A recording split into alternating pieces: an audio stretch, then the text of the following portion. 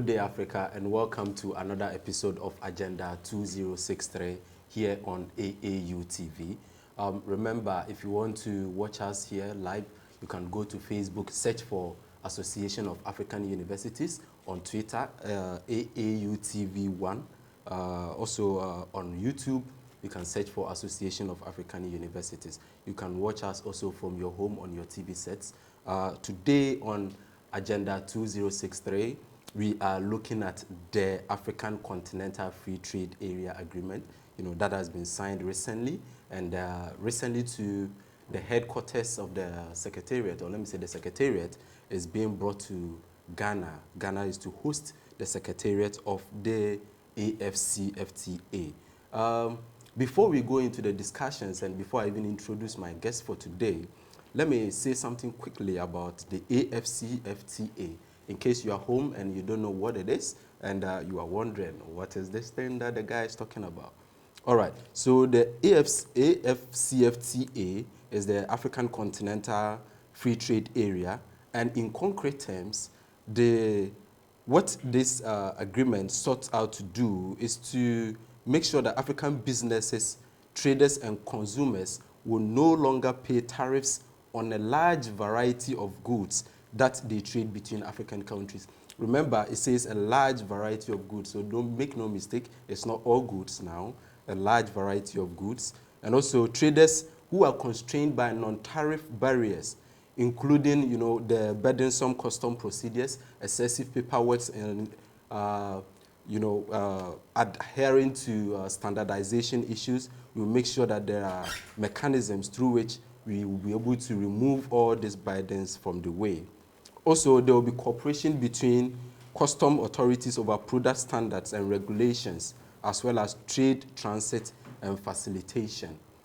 Also, the same document, through which there will be progressive liberalization of services. Service suppliers will have access to markets of all African countries on terms not less favorable than domestic suppliers. So both external suppliers and domestic suppliers will have the same terms in terms of the supply of goods. There will also be mutual recognition of standards, something that has come up. Is there going to be a mutual recognition of standards? Yes, that is what this document seeks to do. Then there will also be easing of trade between African countries, which will facilitate the establishment of regional value chains in which inputs will be sourced from different African countries to the other African countries. Interesting one here. And also there will be a dispute settlement mechanism that will provide a rule-based avenue for the resolution of any disputes that may arise between state parties in the application of the agreement. Lastly, upon conclusion, that is the phase 2, we will be talking about, a more conducive environment for recognizing African intellectual property rights. It's an issue people have been talking about. What about intellectual property? Is this going to provide room for respecting intellectual property, without which there will be no mutual trade? Yes, the document seeks out to do this in the phase 2. This is basically, in concrete terms, what the AFCFTA is. So on today's show, we'll be looking at the document, the ramifications, the way forward. Are there any loopholes that will probably derail the importance of this particular agreement? This is AAU TV. We will go for a short break. Stay with us. I feel so confident. The reason why I feel so confident, it's not because of maybe the courses just that I've been doing.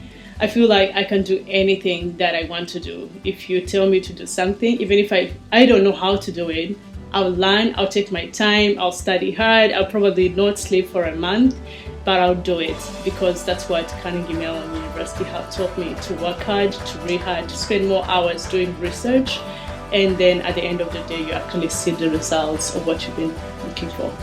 It's very important not to be uprooted from the ecosystem, so the network that you've built and things like that. And what happens if you move maybe to the US for some time, you sort of cut off from this your network. So it's important to have studied in Africa because that way you can maintain your network of business people that you work with. So, for example, I run a small business where I work with various people, and if they wanted to have new projects to do with me, if I was not in Africa, they would not get in touch with me. For me, one of the key things was the exposure that I got. So one of them was working for IBM in Nairobi. That was something that probably would never have happened if I've never had gone to CMU. We are excited about the future of East Africa and our role in educating the next generation of African leaders. This is just the beginning.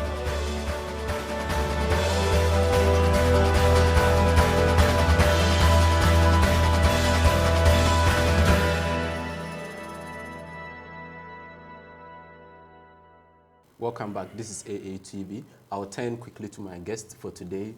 On my immediate left, I have Mr. Agyemang Darko. Mr. Agyemang Darko is now a new face on AAU TV. You might have seen him here hosting one of the shows on AAU TV. He is also a master's student doing corporate governance at the University of Professional Studies and Administration. Welcome, Agyemang Darko. Thank you so much, Schenineda. Okay, all right, and we also have Mr. Awusi Edem. Mr. Awusi Edem is also from the Africa Center for Development Finance, and he's the acting deputy executive director. So we have some strong men in the house here for the discussion on the AFCFTA. So we will go straight into the discussions for today. I'll start from you, Agyemang Darko. Now the document has been signed. The Secretariat is coming to Ghana, where we are right now. But then people are still talking. Is this the time for the document? What is the way forward? Are there any loopholes in this document that we need to look out for? And how is this document going to help the development of Africa? I've combined all these things so that you have the freedom to talk about whatever you want to talk. All right, thank you, Schenineda. And also, hello to all your viewers out there watching us. You know, Africa is quite late. I'll put in a term that we're laggards when it comes to meeting up these standards. When we look at a full-fledged economic union like the EU, the European Union has come this far from the free trade to the common markets to a common union, and now they're looking at political union, currency union and all that. But we have quite been late. Even trading among ourselves has been difficult. We had tariffs issues, standard issues. We're even looking at how to climb the ladder to even go for a common currency. And any economist or any international business person will say that we are rushing the gun. We don't want to go practical. First of all, the agreement that has come, it's a good thing.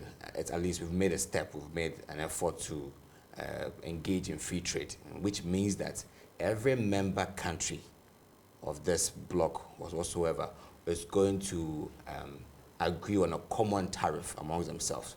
There will be no tariffs on goods and services that goes around these countries that agree to be together in this, but they will maintain their tariffs with other countries that trade with them, who is not part of the bloc. Okay. Now, the agreement is good. Looking at how the Ghanaian economy has been, I'm going to put Ghana on the map right here. Quite recently, we've had Nigerians we'll say evade the markets and then causes so much confusion in the markets. Ghanaian traders are angry, protesting against these Nigerians that we should just take them back to their country. And we have a continental free trade agreement that is going to bring out all of us together to trade amongst each other. And is the ordinary Ghanaian aware of this? Now, how are we going to sensitize their minds and make them think that, okay, now we can trade amongst each other? So I'm going to talk about the good side slightly and some of the bad sides to this. The fact we're going to look at security now. The market is quite open. Influx of goods and services. So many goods that can be quite default or poor type of goods that will enter the market. So the competition that the ordinary Ghanaian is going to face. That are we going to have this xenophobia kind of stuff from the South African style to Ghana? Are we going to have that kind of competition that traders will say, okay, we are fed up with this, we're not aware of this, our leaders don't think about us? Even though we're looking at how to rise up in free trade, rise up into a common market, where we can now have capital and then labor going across the African continent. We have a challenge. by educating the ordinary Ghanaian to understand that now everybody can trade with us. Somebody from Togo, Benin can come to Ghana without being held on with any tariff. Trade freely in and out. So do you also, a Ghanaian, can also go out there and go and trade. The second aspect of this whole thing is the matter of the internal regulations. Before the CFTA, we had the Ghana Investment Promotion Act. And I'm going to point to the section 28. That stipulates how we protect Ghanaian investments, how a foreigner enters the Ghanaian market, how we admit such a person. There are some kind of businesses you can't do if you're a foreigner in Ghana. What is going to be the impediment on this document? Is it going to be trashed upon? Are we going to amend it? Or are we going to overlook it? What if someone wants to go to court and based on the GIPC Act against a foreigner who's come to Ghana, and according to that section it says that you can't engage in retail services, you can't do barbering shops, you can't do transport services. But this is a free trade agreement. That means that I can come in here and engage in any activity perhaps without any tariff on me, because now we are together. We have no tariffs. It's a free trade agreement. So I see dangers popping up in these areas when it comes to this agreement. And we need time to have our leaders try and then make amendments so we can have a secured trade. Okay, thank you very much. Before I go to Mr. Edem, on the issue of streamlining the GIPA Act of, the GIPA of Ghana, GIPC Sure. of Ghana, and then the AFCFTA Act, which one should supersede each other? Because, the GIPC Act is trying to protect, the sanity of trade in the country. Ghana, yeah. And now this is coming. Is it not going to be a direct conflict? Or how do we solve this conflict even before they come up? Yeah, we've seen the threats. We've seen the threats whereby looking at the content of this of the GIPC Act protecting indigenous Ghanaians who are doing business here so they can make profits from foreigners who most at times primarily want to take advantage of the ordinary Ghanaian when it comes to trade. But the CFTA agreement also is quite superior. The African Union has sat down and said, okay, we want to engage every single African country into this agreement, whereby we can trade amongst ourselves. We also want to build ourselves up like how the European Union has done so far.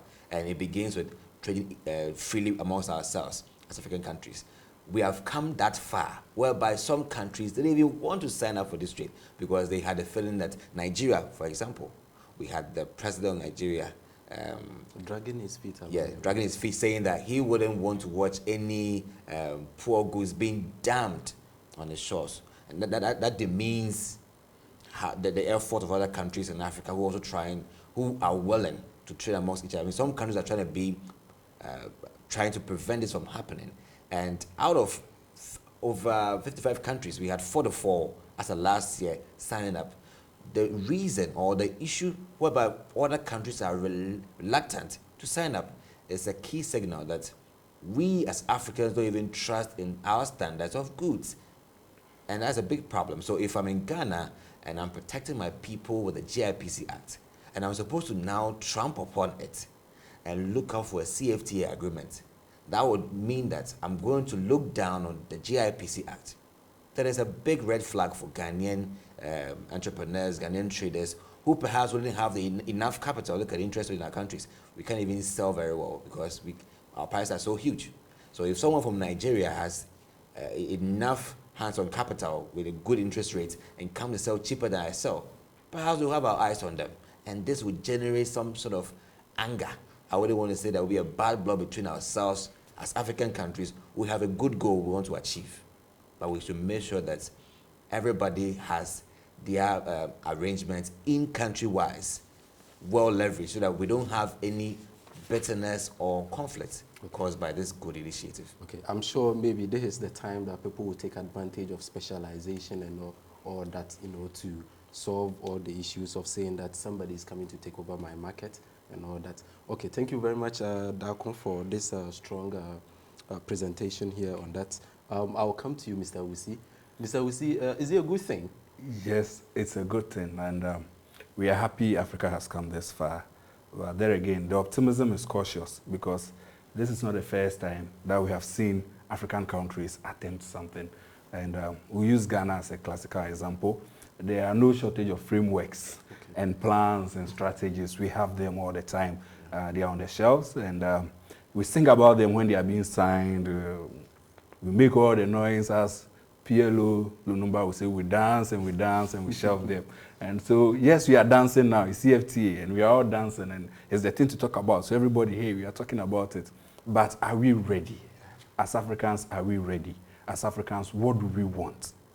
I'm excited about the whole Agenda 2063, hearing something about the Africa we want. At least it sends a signal that, as a people, we have identified something that we want to achieve, a destination that we want to get to. But the question again is, are we ready? Even with this vision, how many Ghanaians are aware? It's quite interesting. You try engaging some people on Agenda 23 and you are shocked. You think at their level they should know. And they are blank. And it's no fault of theirs. Again, it questions the readiness as Africans. So to the CFTA, it's a good initiative if it works. The questions are many. The red flags are many.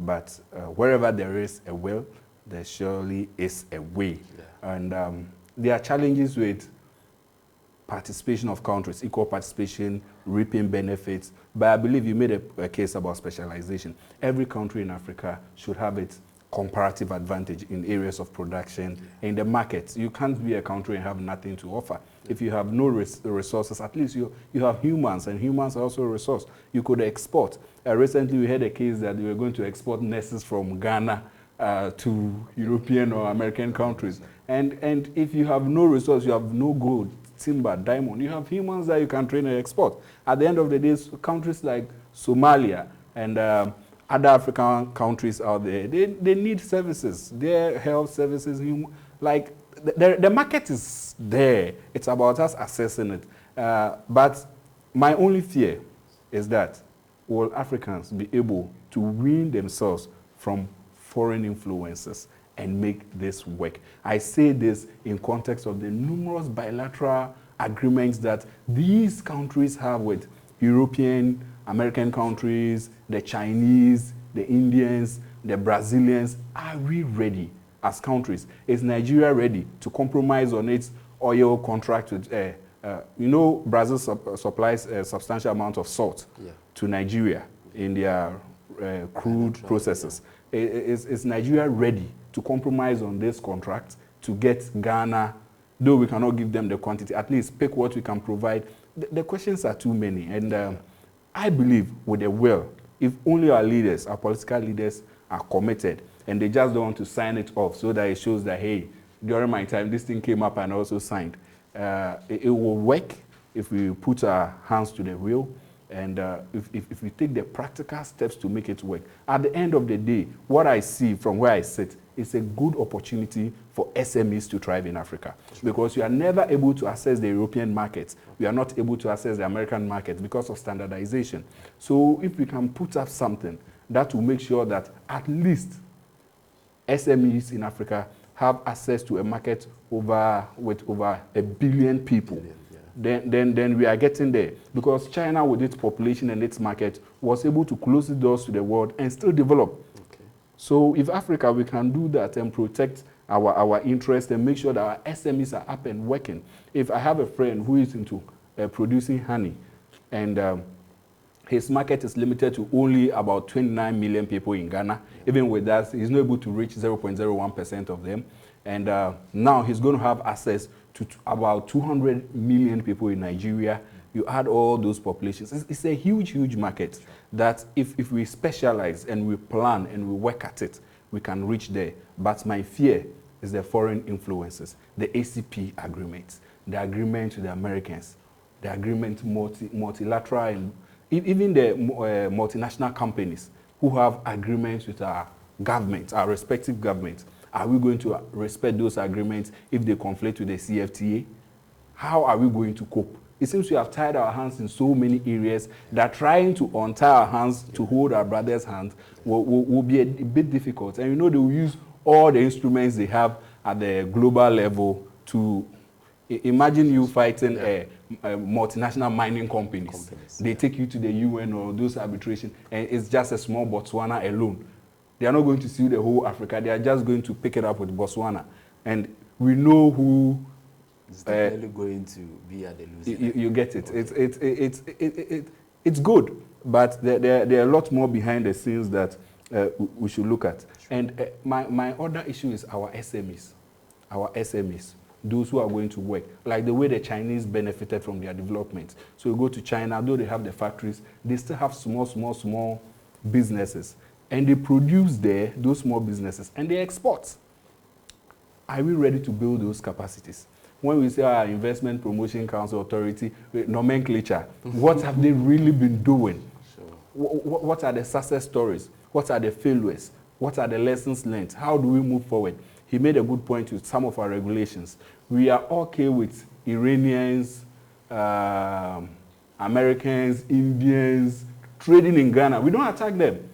But Nigerians are trading and we are attacking them. We have Lebanese selling in this country, Lebanese, all the way from the Middle East. We are okay. We buy from their shops. But our Nigerian brothers are selling mobile phones and we want to attack them. They are selling spare parts and we don't want them to sell. Again, are we really ready? With the rise of nationalism, we can see it happened in the US with Trump coming, or all America, UK with Brexit.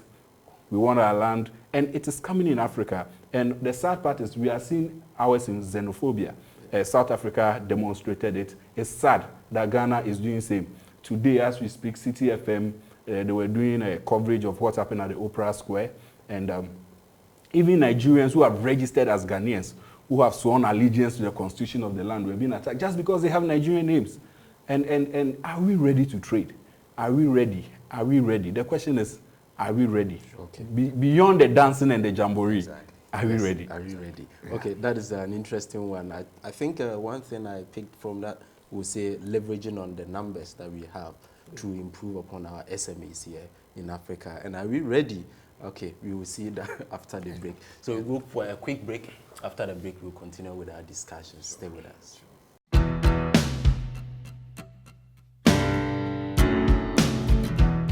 One of the universities set up in our pre-independence era, the Kwame Nkrumah University of Science and Technology.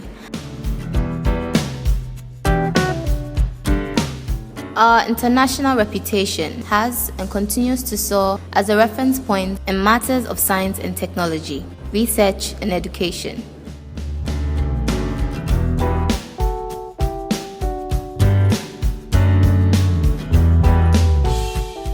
We believe that the future belongs to those who have sound technology acumen. I love USD. I love KNUST.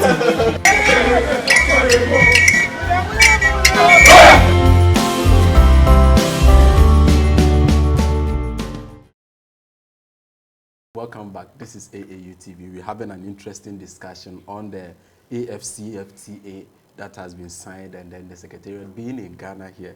Okay, so let me get back to you, gentlemen. Our final round of discussion before we break on this particular episode. I'm sure there are a lot of things to talk about, but we cannot, digest everything in this particular episode. So let's look at this. People are concerned. Africa is made up of 54 countries with different economic configurations. In terms of size, too, you can see a country like Togo coming to trade with a country like South Africa, a country like Togo coming to trade with a country like Nigeria. South Africa is highly industrialized. And are we not going to experience any sort of bullying even in Africa? And how do we overcome such things to get the best out of this particular agreement, like a win-win situation for every African country? Let me start from you, Agyemang. Thank you, Schenineda. I'm going to mention quite three things. We have the cross-cultural risks, the currency risks. I'll mention about the political risks too. Let's talk about the political going legal way. Togo, Cote d'Ivoire is a civil law country. Let's say they deal with the code law. We, Ghana, we are dealing with precedents. We tap it from the British. That's the common law. if we are to embark on this trade amongst each other, and let's say an Ivorian trader comes to Ghana and has a dispute, where do we take this case to? Is it a common law jurisdiction or a civil law or court law jurisdiction? Agyemang, you see, that is an interesting dimension that we take in this, in terms of settlement of disputes. It's one of the things that this AFCFTA, wants to do, in terms of dispute resolution, a common way to, resolve disputes, when they come up. But right now, let's look at the issue of, the size of the countries, affecting, and the different economic configurations affecting trade. Yeah. So considering a country like Togo, as you said, if we're going back to the early theories of trade, is it your comparative advantage? Is it your absolute advantage? What have you got to offer that my country needs, and what have I got to offer for your country? What is your size? How resourceful are you? And what is the quality of goods you're bringing to me that will also give you quality goods back? There's this fear. Ghanaians are afraid. Nigerians are afraid. Every country within their minds are afraid of this, that. Am I sure that the goods coming from Cote d'Ivoire or the goods coming from Togo or Benin, is it that up to that standard? Are we open? Are we okay with ourselves when it comes to that? Definitely not. I would make it clear. Definitely not. We are not so okay, and we don't believe in ourselves, African countries. We don't believe in ourselves, basically. Does Ghana believe in other countries with the quality of their goods? I know definitely we'll have some countries we believe in them, we believe in how they do their stuff, and other countries that we don't believe in what they do. Culture is one of them. The way that they are, am I comfortable having these kind of people around me? Their language, the way that they behave. Look at how it is in, let me put Nigeria on the map. So we have Nigeria, a very large population. Yeah, we can leverage on the number, but can we leverage on the culture? Can we leverage on what they do? We have Christians down south, we have Muslims down north, and we have threat of Boko Haram and all those. That, am I comfortable trading with a country like this? Because are they even in consensus with themselves? And do they understand each other before I even go there? So considering this risk of safety in Nigeria, if I want to trade in the northern part, or we exclude the northern part from this agreement, these are the huge holes that we have in this agreement that we sometimes consider and we say, we hope it gets better. So how do you say a country should position themselves to, benefit fully from this?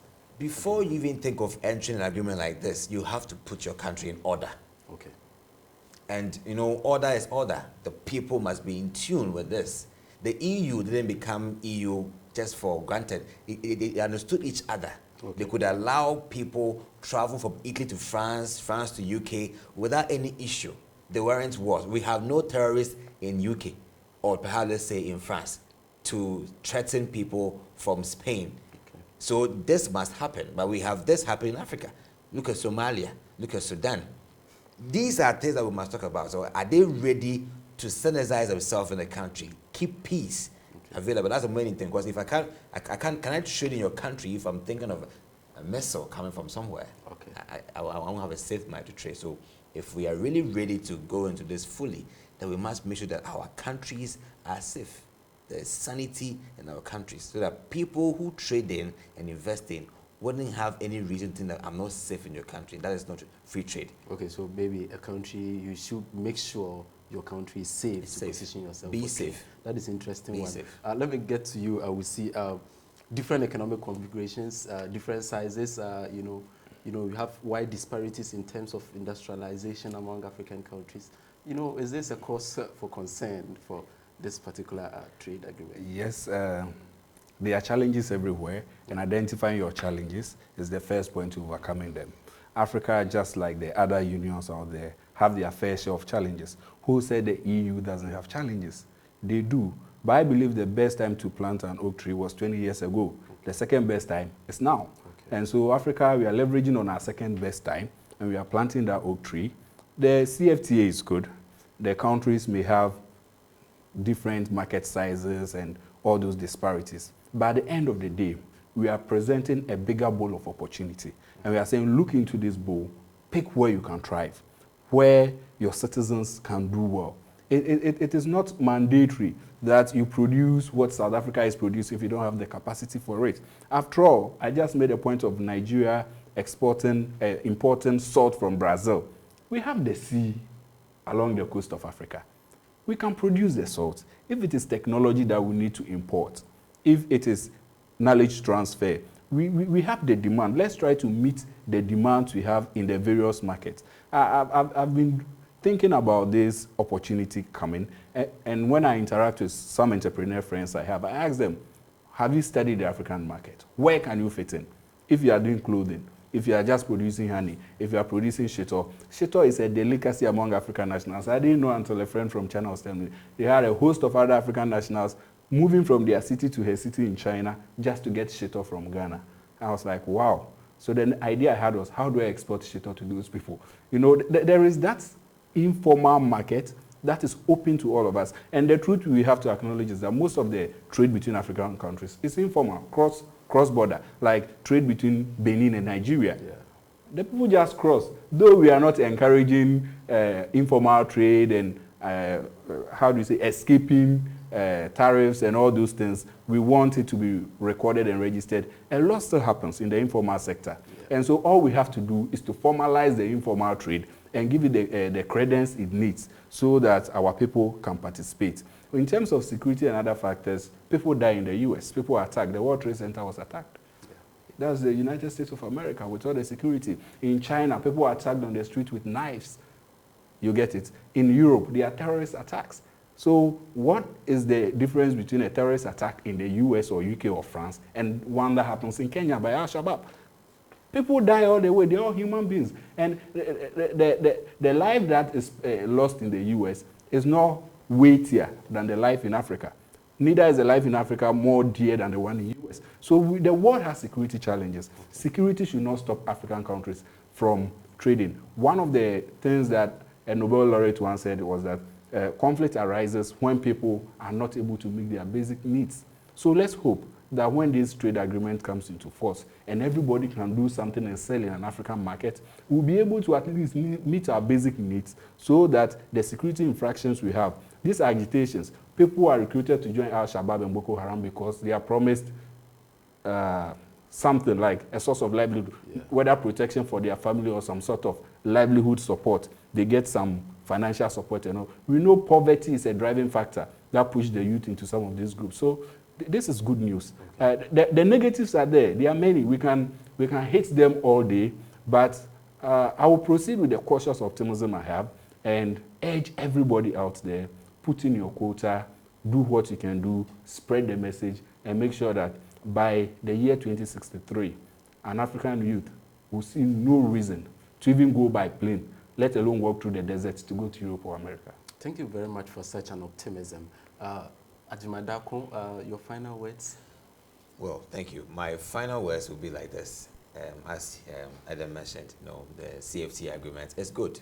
I mean, we'll look at the good sides where SMEs will have the chance to now trade with other countries, leverage your number, also get skills that are not available in other countries to be there, so we can now market ourselves as African countries. That is good. But looking at the other side, there's much work to be done. And that is inevitable. That is quite glaring that there's much work to be done, first of all, in-country-wise and also cross-country-wise, to tolerate ourselves as an African continent, tolerate each other. Because of late, we've been intolerant. Of late, we've been looking down on ourselves too much. And if we have these conceptions in our minds, we can't proceed on something like this. We have to drop every conception, drop every perception, every hate, and then look ahead that the African continent needs a turn of the shine. And therefore, we drop all these and then think of how we can arrange ourselves, preparing the land for our guests who are coming in for a good trade. Okay. Thank you very much, Mr. Awusi. I will get to you for your final words. I would say a big thank you to the leaders of today who made sure the CFTA became a reality, and to congratulate Ghana on winning the bid to host the Secretariat. Sure. We hope it gives us more advantage to participate effectively and coordinate our efforts in making sure this becomes a full reality. And again, I'm optimistic because this is Ghana, with the Secretariat being in Ghana, with how over the years Ghanaians have led the African agenda.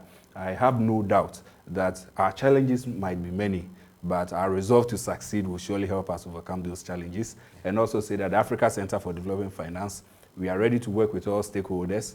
And from time to time, when we are designing our projects and our programs, we'll team up with relevant stakeholders in achieving the African agenda. Okay, thank you. I wish very Africa much. well. Sure, very Thank well, you, gentlemen, very for well. coming. It has been an interesting discussion. If you are watching us from the house, this is Association of African University TV. Today we were talking about the AFCFTA Act, the agreement we've had recently. And it was an interesting discussion today. A lot of insights have been given, you know, some loopholes have been identified, strategies have been given to overcome those loopholes. I think you in the house can also contribute towards the discussion in one way or the other, and I'm sure that together we can all achieve the Africa we want. This is AAU TV again. I was your host, Schenineda Ankomah. Thank you for watching.